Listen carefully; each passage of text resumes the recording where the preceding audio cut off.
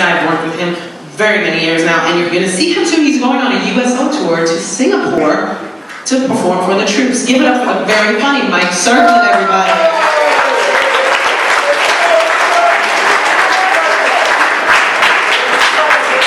Guys, give it up for Gina, give it up for Gina, the hostess. Yeah, very funny, it was a great job.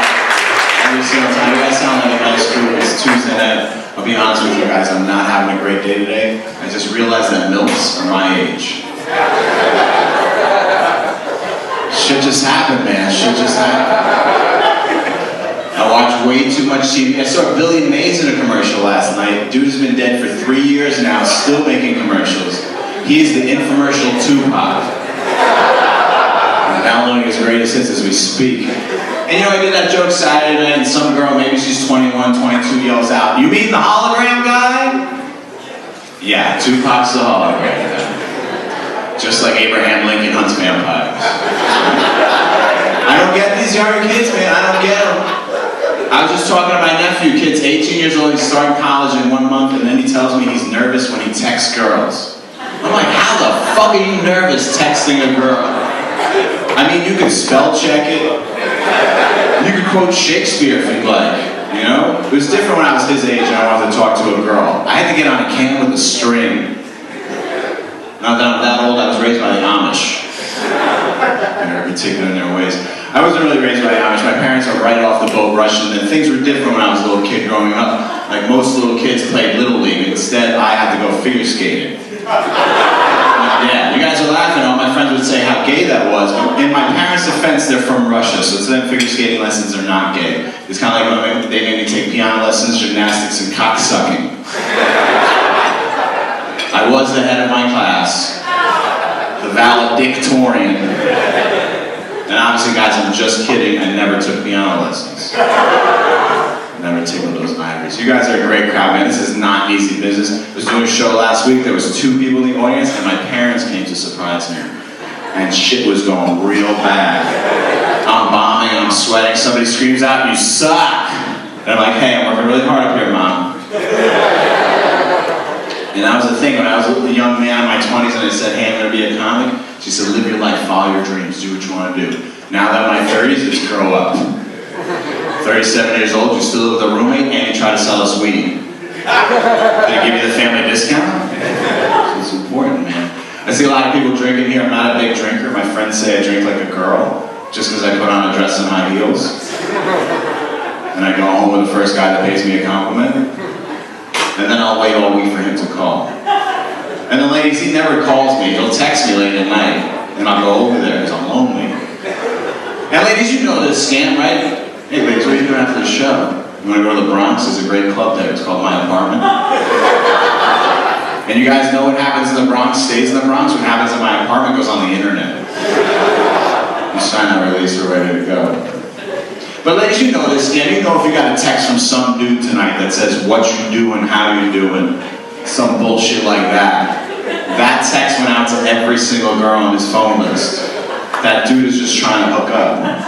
I would never do something like that because I don't have unlimited text. You get a text from me, went out to 3 other girls, that's it. Man, I tell you, I watch too much TV. You guys ever come home late at night and see that commercial? Guy comes on TV, he goes, "Are you drunk? Are you stoned? Are you high?" I saw that commercial last night, my TV wasn't even on. So I called the number. So obviously they get off that shit, man. You guys are a nice crowd, man. I'm telling you, I used to be a high school teacher before I was a stand-up comic. I used to be a high school teacher. These are actually some of my former students right there. If nobody believes me, I always bring them along everywhere. I used to be a high school teacher. I used to work in a rough neighborhood, man. I'll tell you, I learned a couple of things working in a rough neighborhood. Like, girls named Precious never are. That's a fact. And I don't want to get out. You know, I was, and the kids are crazy, man. I had to get out because the kids are crazy. I had a 16-year-old girl tell me she wanted to have my baby. Now, going to jail is one thing, but having kids, that's fucking nuts. You ain't getting me like that. I've been all over the world doing a stand-up comedy.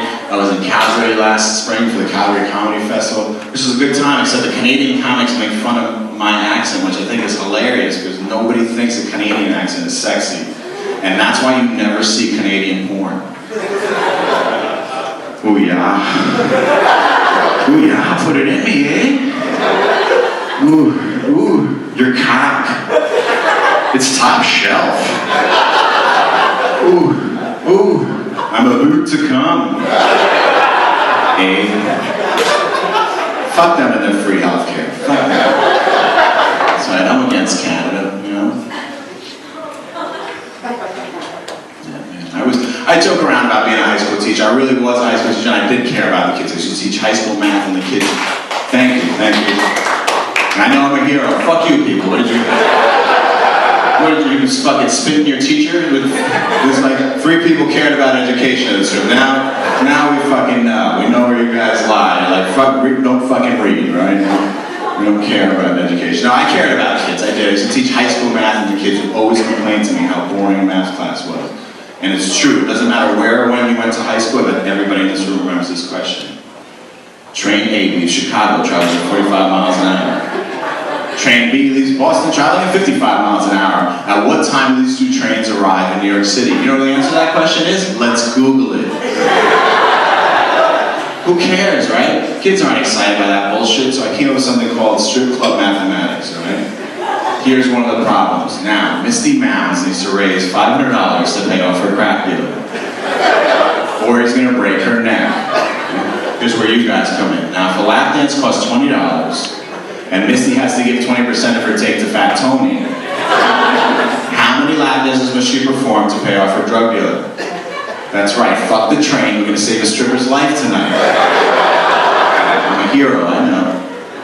Alright, let me give you the answer. I know nobody came to this Gotham to do math. Let me give you the answer. The answer is actually 0, because Missy's just gonna blow her dealer.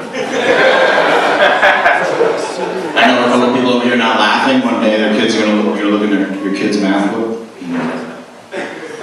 Oh my God, retarded Wolverine was right. I'll give you a minute. It's a big weekend for us Wolverines.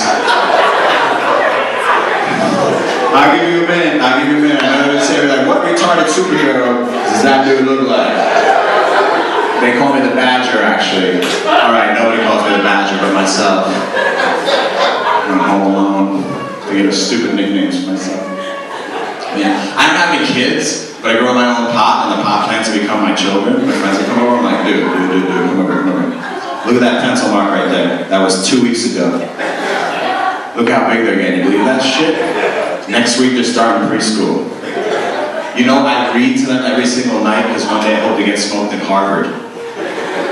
Got a dream. And then everybody's on Facebook, and all my friends that are on Facebook, they're married, they have kids, and all they do all day is update about their kids. Johnny took a poo. Big fucking deal. It's all update about my plans. Kimberly grew some new buds. Gonna get her a training bra.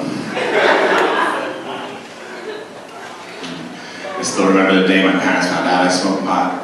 The day was July 16th, 2013. Mama said, Mike, you smoke pot? I'm like, yeah, Mama, I smoke pot. She goes, oh no, it's a disaster. She's like, what if you're going to buy it from a cop and you get arrested? I said, Mom, I bought my pot from your daughter. No, she ain't no cop. She's like, Mike, I hear marijuana is a gateway drug. Soon you'll be doing all the other drugs. I'm like, Mom, I've tried all the other drugs. And weed is by far my favorite. Yeah! Emperor Parade, legal I say. There's my dealers right there. Of course, I point to the one black guy in the whole audience. I'm not racial profiling my dealer right now.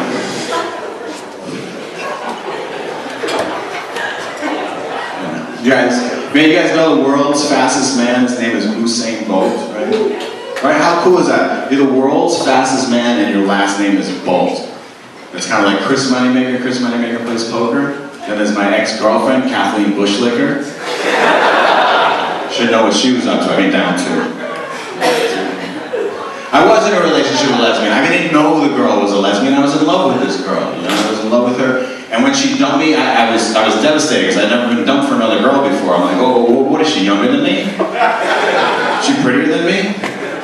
But it was my own fault because I loved this girl and I ignored the signs. They were there, I ignored them. We'd be having sex and she'd say, hey, fuck me with that strap on. But I got a dick.